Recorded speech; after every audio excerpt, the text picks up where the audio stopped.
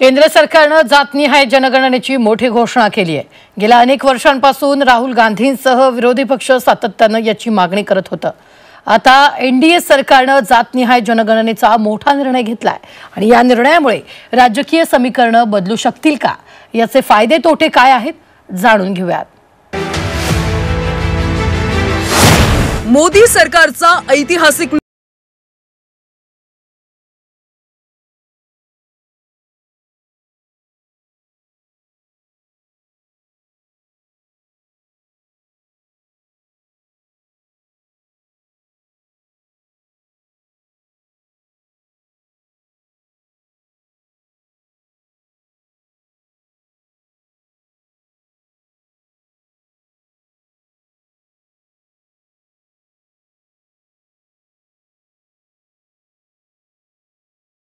अश्विनी वैष्णव यांनी ही माहिती दिली। देशभरात जातनिहाय जनगणना केली जावी अशी गेल्या अनेक वर्षांपासून विरोधकांकडून मागणी केली जात होती। काँग्रेस खासदार राहुल गांधी यांनी अनेकदा हा मुद्दा लावून धरला होता। देशाच्या विकासात कुणाचं किती योगदान आहे ते जाणून घेण्यासाठी कुणाची संख्या किती आहे ते समोर यावं अशी भूमिका राहुल गांधी यांनी अनेकदा मांडली।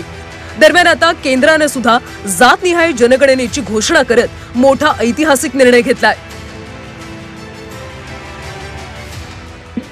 जातियों की गणना एक सर्वे के स्थान पर मूल जनगणना में ही सम्मिलित होनी चाहिए। इससे यह सुनिश्चित होगा कि समाज आर्थिक और सामाजिक दृष्टि से मजबूत होगा और देश की प्रगति भी निर्बाध चलती रहेगी। आज दिनांक 30/4/2025 के दिन प्रधानमंत्री श्री नरेंद्र मोदी जी के नेतृत्व में राजनीतिक विषयों की कैबिनेट समिति ने यह निर्णय लिया है कि जातियों की गणना को आने वाली जनगणना में सम्मिलित किया जाए। मोदी सरकारच्या निर्णयाचं काँग्रेस नेते विजय वडेट्टीवार यांनी स्वागत केले, पण ही बिहार निवडणुकीसाठी घोषणा नसावी असं त्यांनी म्हटलंय। तर अनेक दशकं काँग्रेस सत्तेत राहिली, मात्र या मागणीला नेहमीच काँग्रेसने विरोध केल्याचं चंद्रशेखर बावनकुळे यांनी म्हटलंय।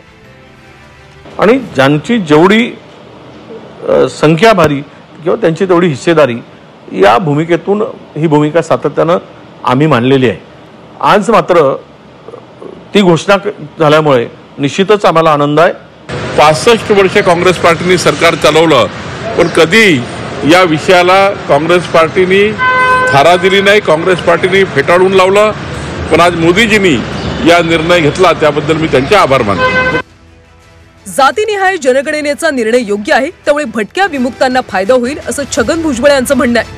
तर केंद्र सरकारचा निर्णय फसवा असल्याची टीका वंचित बहुजन आघाडीचे अध्यक्ष प्रकाश आंबेडकर यांनी केली आहे। आता जे आहे त्याला निश्चितपणे योग्य न्याय ओबीसींना मिळणार आहे। त्यामुळे आम्ही सगळे मोदी साहेबांचे आणि भारत सरकारचे मनापासून आभार मानित आहोत। हा निर्णय फसवा आहे असं मी त्या ठिकाणी मानतोय। जनगणना कधी करणार याचा पहिल्यांदा खुलासा झाला पाहिजे।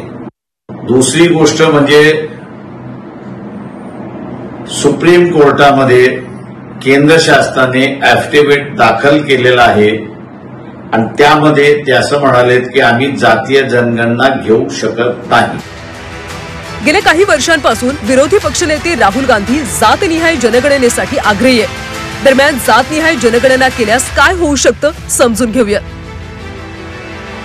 जातनिहाय जनगणनेवरून कोणत्या जातीचे किती नागरिक देशात आहेत याची माहिती मिळेल।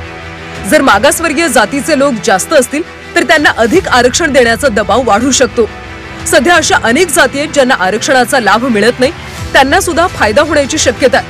आतापर्यंत सामाजिक आर्थिक जनगणना केली जात होती, परंतु पहिल्यांदाच जातनिहाय जनगणना केली जाणार आहे। सामाजिक असमतोल दूर होण्यास मदत होऊ शकेल।